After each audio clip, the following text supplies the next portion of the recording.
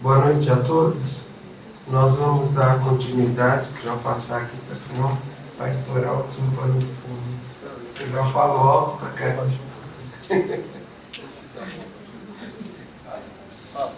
Meu irmão que fala que quando eu falo assim, boa noite a todos, metade do pessoal já estoura o tímpano se o microfone está muito alto. Então, nós vamos dar continuidade ao estudo do Evangelho segundo o Espiritismo, capítulo 28, coletânea de preces espíritas. Agora nós estamos na parte onde estamos fazendo preces pelos espíritos.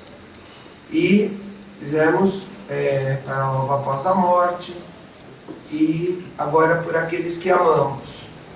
Essa parte é bastante importante, é muito importante para nós, porque todos, além de todos nós, temos alguém que nós amamos, que era do nosso convívio, que se encontra no mundo espiritual, seja de uma forma abrupta ou de uma forma através de uma doença que foi e levou esse ente querido. Todos nós passamos por essa situação, todos nós. Ou se não passamos, vamos passar, e nós temos que ficar preparados para esse tipo de situação, que é deixarmos o nosso ente querido ir para o plano espiritual, ficarmos aqui na Terra e mantermos um rearranjo afetivo.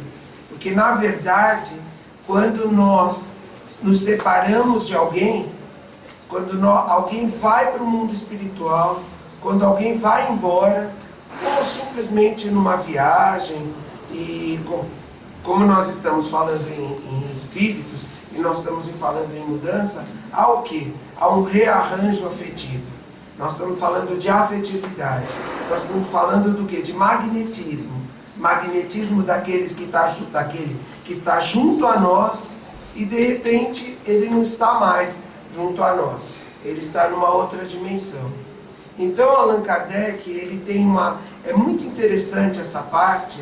Nós vamos observar que Allan Kardec, o que ele faz? Como ele começa esse processo esse prefácio, esse processo desse rearranjo afetivo. Porque também nós que participamos dentro dos trabalhos dos centros espíritas, dos grupos espíritas e das religiões em geral, nós lidamos com pessoas que estão com problemas afetivos. Com problemas do quê? De distanciamento das outras pessoas, de perdas materiais. E esse atendimento fraterno que é feito, que é indicado para passe, que é indicado, requer daquela pessoa que está fazendo o atendimento, requer daquela pessoa que está sentada na mesa do desenvolvimento mediúnico, bem como daquele que está doutrinando, do médium esclarecedor, ou do médium que está dando a passividade para o espírito, dando a oportunidade do espírito se comunicar. Todo esse rearranjo, todo esse trabalho, que é um trabalho psicológico, é um trabalho feito para entendimento de ambas as partes. Por isso que eu acho assim, eu gostei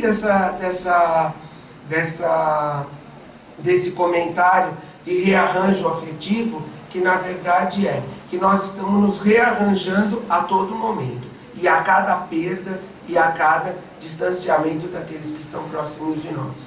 Como nós fazemos preces por todos, e chega um momento da gente fazer prece por aqueles que nós amamos, há que ter um entendimento maior, porque nós não vamos fazer simplesmente a prece por aqueles que amamos, que estejam próximos ali de nós, que estão conosco. Nós estamos entendendo agora que são espíritos que retornaram ao mundo espiritual e são próximos a nós. Porque nós fazemos a prece em torno de todos aqueles que nos cercam. Mas esses espíritos que estão distantes de nós e que nós amamos, nós precisamos ter certos cuidados. Allan Kardec, ele começa aqui falando sobre a ideia do nada. Como é horrível a ideia do nada. Então ele começa a nos chamar a atenção para quê? Que nós já ultrapassamos e nós devemos ter ultrapassado essa fase da ideia do nada. Afinal de contas, quando nós passamos a frequentar o centro espírita, quando nós passamos a entender, quando nós passamos a estudar a doutrina espírita, a ideia do nada, a ideia de que não existe nada após a morte, que vai virar pó e vai se perder, que nós vamos nos perder, e é isso que ele fala aqui no começo, que nós vamos nos perder, deve ser tirada do nosso pensamento, deve estar afastada do nosso pensamento. Por quê? Porque não condiz com a nossa condição de espíritas, não condiz com a nossa condição de frequentadores de uma doutrina que fala na vida após a morte, que fala na reencarnação, que mostra, como o Maida estava falando aqui antes nós entrarmos aqui, o Maida estava lendo está lendo um livro do Caibar Schutel, Conferências Radiofônicas, e ele falava sobre isso, que não cabe mais agora. Caibar Schutel falava, o Maida explicava, que não cabe mais agora essa ideia. E é por aí que Allan Kardec começa a pegar o fio da meada desse prefácio, onde você vai fazer a prece por aquele que você ama, por aqueles que amamos. Ele diz assim: como é horrível a ideia do nada, como são dignos de lástima os que pensam que a voz do amigo que chora o seu amigo se perde no vácuo, sem o menor sinal de resposta. Eles jamais conheceram as afeições puras e santas. Como conhecer se pensam que tudo morre com o corpo? Que o gênio, depois de iluminar o mundo com sua poderosa inteligência, extingue-se como um sopro no apagar de um simples jogo de forças materiais, que do ser mais querido, como pai, mãe, um filho adorado, não resta mais do que um punhado de poeira que o vento inevitavelmente dispersará. Então ele já começa a chamar a nossa atenção para isso. A partir daí, isso já tem que ser um ponto dentro de nós. Isso tem que ser um ponto, e não é um dogma. Não é uma coisa que é um dogma. O Espiritismo não impôs um dogma dizendo, olha, não morre, ponto final. Vive uma outra vida do lado de lá. Não, existem inúmeras evidências da vida do outro lado. Existem inúmeras evidências daquilo que acontece do outro lado. Mais do que todas as mensagens que Chico Xavier trouxe, aonde traz o consolo para os pais, parentes, aonde ele mostra que em 100% foram estudadas as mensagens dele. Há um acerto de 100% nas mensagens, porque foi feita uma pesquisa científica. Isso já mostra para nós o quê? Que nós devemos ter cuidados ao estudarmos, ao entrarmos a um centro espírita e estudarmos o espiritismo. Temos que ter a certeza que nós temos uma outra vida do outro lado. Uma vida do outro lado. Um mundo espiritual que está imbricado no nosso. Porque os espíritos, eles estão junto a nós, numa outra dimensão. Então isso já tem que ser uma coisa que não deve ser mais uma dúvida dentro da nossa cabeça, como diz Allan Kardec. Como pode o homem sensível ficar indiferente a essa ideia? Como não o gela de horror a ideia de um aniquilamento absoluto e não o faz menos desejar que assim não seja? Se até agora a razão não foi suficiente para dissipar as dúvidas, eis que o Espiritismo vem através das provas materiais da sobrevivência que nos proporciona e, consequentemente, da existência dos seres do além-túmulo. Isso ele estava falando há 150 anos atrás. Que houve todo aquele movimento das mesas girantes, houve todo o movimento dos espíritos, houve toda a ação dos espíritos em mostrar o quê? Que eles existem, que eles permanecem num outro mundo.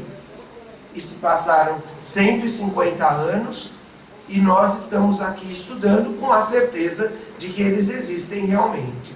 Porque se nós não temos essa certeza, está na hora de nós nos perguntarmos está na hora de nós nos aprofundarmos um pouco mais no estudo e nos perguntarmos o que é que nós estamos fazendo desse estudo e o que é que nós estamos fazendo dentro de um centro espírita, dentro dos grupos espíritas.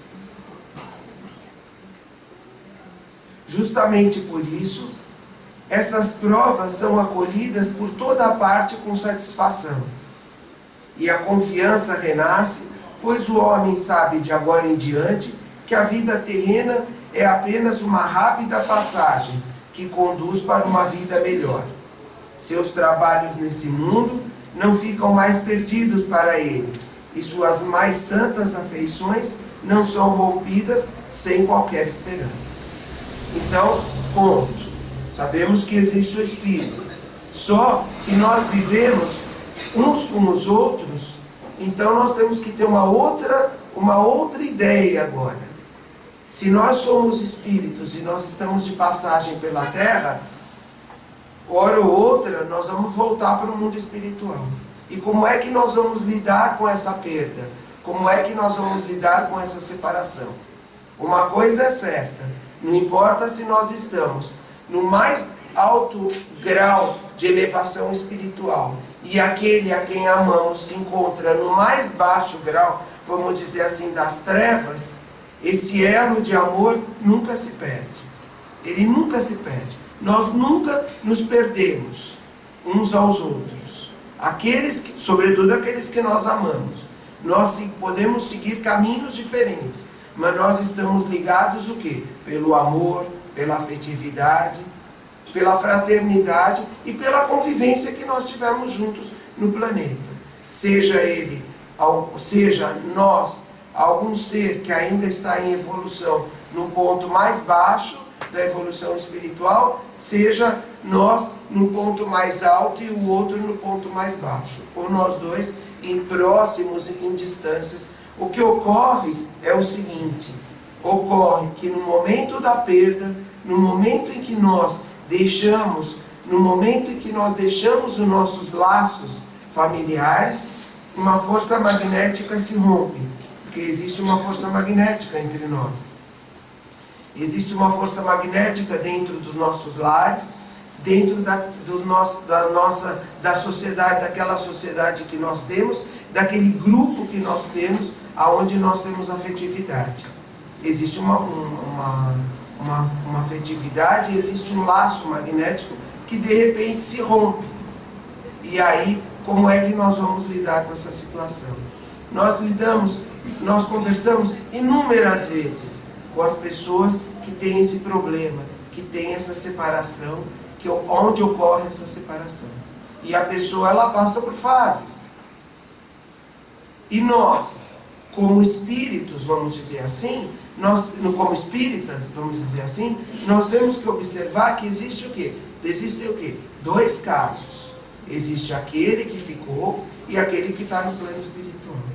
Aquele que ficou, que precisa rearranjar a sua afetividade, esse magnetismo com aquele que foi, e aquele que foi, que precisa também rearranjar esse magnetismo, rearranjar essa afetividade com aquele que ficou. Embora eles estejam próximos, falando assim, numa distância, vamos dizer assim, física, eles estejam próximos, mas não existe mais a visão, não existe mais o contato, a princípio. Porque nós podemos fazer o quê? Nós podemos atrair esse espírito para o nosso contato e perdemos nós, e perde o espírito também. Porque ele nos atrapalha e nós atrapalhamos a evolução dele. Então, como é que deve ser feita essa prece? Como é que deve ser feito esse rearranjo afetivo? Como nós podemos contribuir para esse espírito? Através do quê? Através da prece, através do desprendimento, através do rompimento desse laço material, através de deixarmos de lado esse laço material. Porque sofremos nós aqui, sofre o espírito lá também. E com todas as mudanças que ele tem que sofrer quando ele volta para o mundo espiritual. Que são mudanças assim, efetivas, mudanças bruscas na toda a parte perispiritual, existem mudanças bruscas, mudança de ambiente, mudança perispiritual, mudança física, vamos dizer assim, perispiritual, que nós já tivemos oportunidade de estudar, que está lá no livro Nossa Vida no Além, que a gente pode pegar o livro Nossa Vida no Além e pode fazer um estudo, voltar nesse estudo que foi feito sobre esses espíritos, essas pessoas que retornam ao mundo espiritual, essas pessoas que retornam e que deixam seus familiares, e que deixam um vazio, vamos dizer assim, um vazio entre aspas, que precisa ser rearranjado. Essa afetividade precisa ser rearranjada. Então, o que ocorre com esse espírito? Ele volta, ele é recebido lá por uma comitiva, que são parentes, ele é recebido por pessoas no plano espiritual, e lá ele vai dar prosseguimento a essa vida, e nós vamos dar prosseguimento à nossa vida. Como nós devemos atuar? Como deve ser a nossa atuação? Como nós devemos proceder aqui e como eles devem proceder lá? Existe eu assisti uma palestra uma vez aqui dentro do centro, e a pessoa que fez a palestra, ela fez uma analogia desse contato, desse espírito com o que está aqui na Terra, dessa pessoa que está aqui na Terra com aquela que está no plano espiritual, como uma chuva, com a chuva. E eu achei bastante interessante, gostaria também de falar como é que a gente pode atuar dentro do nosso conhecimento espírita com aquela pessoa que se encontra do outro lado. Se os nossos pensamentos forem pensamentos de revolta, forem pensamentos de desespero, forem pensamentos de revolta com o mundo espiritual, de revolta com Deus, o espírito sente do outro lado como uma chuva forte que vai arrasando tudo. Aquela chuva que arrasa todo o chão, que destrói todo o chão. Porque nós vamos observar que nas mensagens que o Chico recebe, os espíritos falam que o nosso pensamento influencia no mundo espiritual como um telefone que toca do lado de lá. Como se esse telefone estivesse dentro da gente e essa comunicação fosse feita. E essa chuva forte, ela vai arrasando com tudo. Ou se simplesmente nós mantivermos a prece com resignação, o pensamento linear, o pensamento com resignação, a prece com resignação, nós vamos manter o quê? Nós vamos manter um diálogo com aquele ente querido que se encontra no mundo espiritual, mas um diálogo saudável. Quando nós atraímos, quando nós chamamos esses espíritos para o nosso convívio, quando nós, ainda que nós, aqui na nossa cabeça, nós tentamos esse convívio com ele estreito, o que acontece? Ele passa a viver uma vida de fantasia dentro dos nossos lares e passa a prejudicar aqueles que estão dentro do lar, e nós prejudicamos aqueles que estão do outro lado. É uma via de mão dupla. Prejudicamos aqueles espíritos nos prejudicam. E os espíritos nos prejudicam. Porque eles passam a viver uma vida de fantasia. Eles passam a viver uma vida como se eles estivessem no planeta, quando as portas da Terra já se fecharam para eles. E abriram as portas do mundo espiritual. Como se nós tivéssemos, por exemplo, a chuva que arrasa, e a chuva, e aquele sereno, aquela garoa que faz o quê? Que faz um pensamento que molha a terra, que traz conforto para a terra, ou aquela chuva que traz um conforto para a terra, que faz com que seja aquela semente que está plantada lá, ela venha a brotar, ela venha a ter uma vida saudável. Ou então, se nós vamos com aquele arrasando tudo, como aquela tempestade que vai levando tudo pela frente. E aí aquele espírito passa a viver uma vida no plano espiritual em função daquela vida aqui na Terra. Lá no livro Nosso Lar, existe um exemplo bem interessante desse caso. O André Luiz, ele estava nas câmaras de regeneração e ele estava cuidando dos doentes e ele estava chegando lá nas câmaras de regeneração e ele estava vendo os doentes, acompanhando, fazendo a limpeza lá, ajudando na limpeza, porque ele começou ajudando na limpeza lá, e ele ouve um diálogo da Dona Laura com Jerônimo, que é o seguinte, ela diz assim, a Narcisa, desculpa, não é a Dona Laura, a Narcisa, ela é enfermeira lá do Nosso Lar, e ela fala assim, que existe um espírito lá que está sofrendo muito. Ele está sofrendo muito o quê? A influência daqueles parentes que estão na Terra, daqueles parentes que estão desesperados. E ele está sofrendo muito ali dentro, ele está no leito e ele sofre muito. Então qual foi a ordem que foi dada para esses espíritos? Que eles fossem até a família e que lá naquela família fosse não causado, mas fosse assim arranjado algum problema que eles pudessem desviar o pensamento daquele espírito que estava lá, para que eles pudessem cuidar da vida deles lá, de um problema deles lá, e que pudessem romper essa ligação que existe no plano espiritual. Essa ligação que existia desse espírito que estava prejudicando esse espírito nas câmaras de regeneração. Então o André Luiz, ele relata isso, e é verdade, quando nós estamos assim, no auge do desespero, quando você percebe uma pessoa no auge do desespero, às vezes acontece um mecanismo que faz com que todo mundo se distraia, vamos dizer, ainda que momentaneamente, para que os espíritos possam atuar naquele espírito. Foi o que aconteceu com aquele espírito que estava lá no plano espiritual. Então ele falou, olha, nós vamos arranjar um problema lá, a grosso modo, nós vamos arranjar um problema para aquela família vai ter que passar por um problema para que a mente deles desfaça desfoque, tire o foco daquele espírito que estava lá. Nós temos isso, inúmeros casos, nós vamos observar inúmeros casos dentro da coleção André Luiz. Mas esse caso é um caso bem interessante, é para nós pensarmos.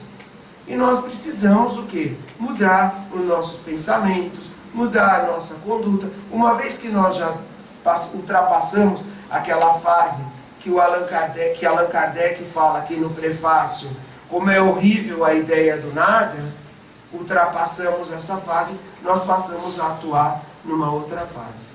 Numa fase onde os nossos pensamentos, a nossa comunicação com aqueles que amamos, seja uma comunicação suave.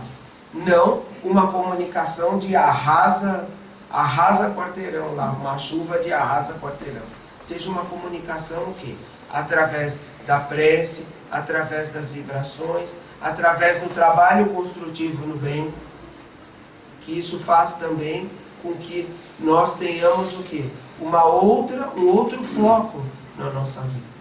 Então, quando no atendimento fraterno, que é feito às segundas-feiras, ou no dia a dia, nas conversas que nós temos, ou na terapia comunitária também que nós fazemos, nós mostramos isso para a pessoa, ninguém está querendo tirar a dor da pessoa, absolutamente, não é o nosso objetivo.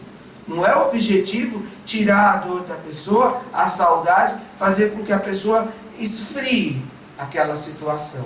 Porque isso também não vai acontecer. Isso também não vai acontecer. Mas com que a pessoa deixe de lado aquela revolta, aquele ódio, aquela briga interna e rearranje a sua afetividade. Porque cada um vai continuar o seu caminho, até a hora que nós vamos nos encontrar. Até a hora que nós nos encontramos. E de algum modo, nós nos encontramos, nós nos reencontramos. Outra coisa interessante que tem na coleção André Luiz, mais especificamente no livro Entre a Terra e o Céu, e eu já falei aqui uma vez, e eu gosto sempre de lembrar, é o seguinte, que nós, através do sono, nós nos encontramos com os espíritos. Nós somos levados. Nós observamos lá entre a terra e o céu que as mães são levadas lá para o abrigo, elas reencontram os filhos, elas têm aquele contato estreito com os filhos, com as crianças, naqueles abrigos onde eles ficam, e elas reencontram, nós nos reencontramos com os nossos parentes, mas o Clarencio, ele fala uma coisa muito interessante lá no livro Entre a Terra e o Céu, que nós não podemos nos esquecer. Nós podemos ter, assim, algum conforto quando nós acordamos de termos encontrado com aquele espírito no plano espiritual. Mas nós não podemos viver uma vida dupla. Nós não podemos, na hora que nós vamos deitar, ficar pensando, eu vou encontrar, eu preciso encontrar amanhã, eu preciso lembrar que encontrei, eu preciso desse conforto. Não, nós precisamos, através das preces, ter esse conforto do encontro, mas cada um viver a sua vida, porque ele diz que nos levaria à loucura viver uma vida dupla, se nós lembrássemos de tudo que acontece, no mundo espiritual. Nós passaríamos a viver uma vida dupla, uma vida na terra, uma vida no plano espiritual, e aí nós íamos começar a meter os pés pelas mãos, nós íamos começar a querer tomar remédio, porque nós nos conhecemos. Isso é uma coisa assim, nós nos conhecemos. Nós íamos começar a querer tomar remédio para dormir durante o dia, para poder o espírito se desprender, para encontrar com um parente no plano espiritual. Nós íamos começar a querer mudar a nossa rotina. Então, nós vamos ficar na prece, vamos ficar naquele encontro que for possível e sentir o conforto da presença. Quando nós sentimos um conforto ao acordarmos, nós que estamos passando por algum momento difícil, por aquele momento difícil da separação, nós vamos nos contentar com aquele conforto que nós sentimos ao acordar, que faz o quê? Com que nós tenhamos a certeza que nós tivemos um encontro no plano espiritual, mas que cada um continua na sua vida, cada um continua no seu trabalho. Outro ponto importante também para esse encontro, para esse momento de encontro com aqueles espíritos que se foram e que romperam esses laços, vamos dizer assim, alguns abruptamente, por acidente ou por tudo mais, é o Evangelho no Lar. O Evangelho no Lar também faz com que esses espíritos mantenham uma comunicação conosco. Quando nós estamos fazendo o Evangelho no Lar, nós estamos mantendo uma comunicação com esses espíritos. Muitas vezes eles estão nos intuindo, muitas vezes nós achamos que nós estamos fazendo uma comunicação com o espírito, que ele pode nos ajudar, e ele se encontra numa situação que ele ainda não pode ajudar, e que torna mais angustiosa a situação daquele espírito que ele não pode ajudar, e que ele quer, e nós estamos lá insistentemente pedindo, faz com que os outros façam essa separação. Existe todo um mecanismo, existe inúmeros recursos que o plano espiritual utiliza para que nós tenhamos esse contato com esses espíritos. Nós precisamos o quê? Disciplina. Nós precisamos darmos assim um tempo para toda essa revolta, para toda essa mudança, para que haja toda essa mudança, para que o plano espiritual possa atuar. Então nós passamos de uma fase para outra, e nós deixamos aquela melancolia. Freud tem um estudo muito interessante na obra dele, que chama Luto e Melancolia, que é muito interessante, que vem bater bastante com o espiritismo, porque uma coisa é o luto, é você respeitar que o outro foi, é o luto no sentido de respeitar que o outro foi, e a melancolia, que é aquela coisa de arrancar roupa, de gritar, de revolta e tudo mais. É um estudo muito interessante dele. A gente que estuda na psicologia da educação, a gente aprende nessa parte com Freud, que é o luto e a melancolia, que é o que o Allan Kardec fala aqui. E ele faz a prece. Como é que nós devemos, como deve ser a nossa prece diante dessa situação? Como nós devemos nos portar diante dessa situação? Que nós acreditamos que não existe o nada, que é horrível a ideia do nada, que nós sabemos que a pessoa está do outro lado e que nós devemos nos desprender, magneticamente falando. E ele diz assim: acolhe favoravelmente, ó Deus de bondade, a prece que vos dirija. Espírito de fulano, nós estamos fazendo a prece na intenção de algum espírito, né? Espírito de fulano, pelo Espírito, desculpa, vou começar de novo. Acolhe favoravelmente, ó Deus de bondade, a prece que vos dirijo pelo Espírito de fulano. Faze-lhe perceber que as tuas luzes divinas e desculpa, tem um probleminha aqui no meu texto. Faze-lhe perceber as tuas luzes divinas e facilita-lhe o caminho da felicidade eterna. Permite que os bons espíritos levem até eles as minhas palavras e o meu pensamento.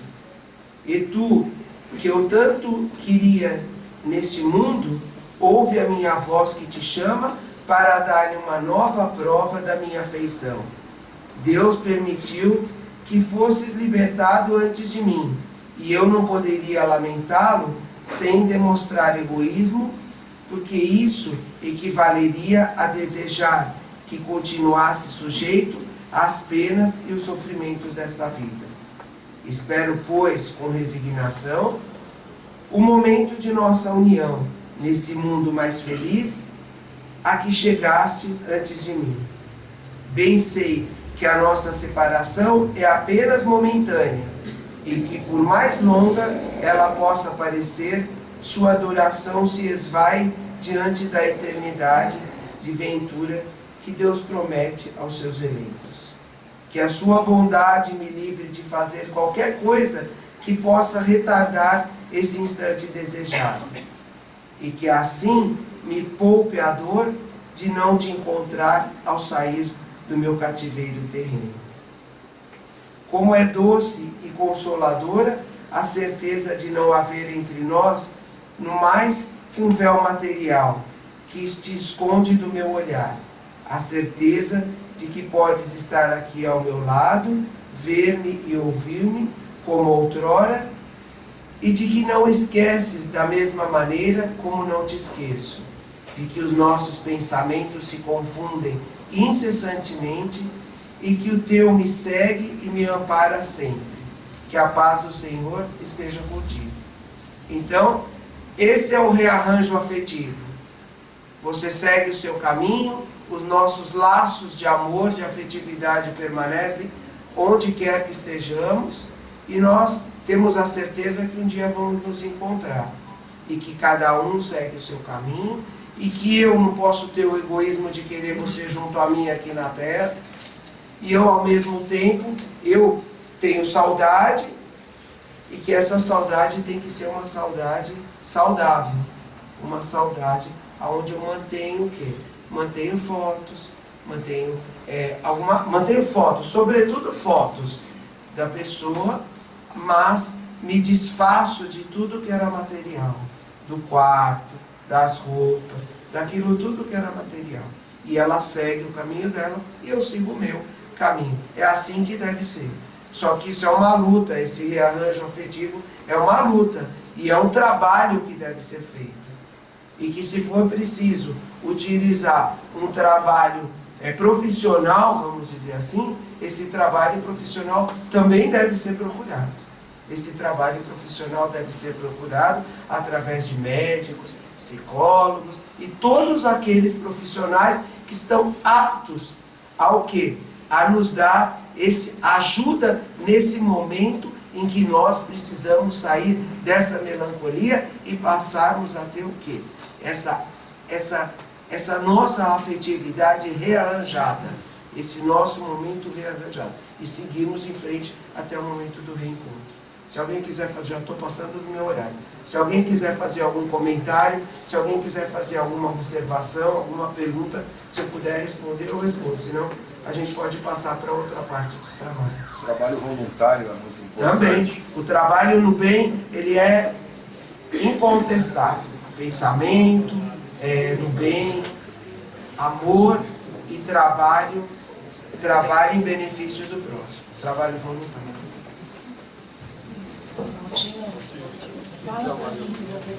Amanhã não. Amanhã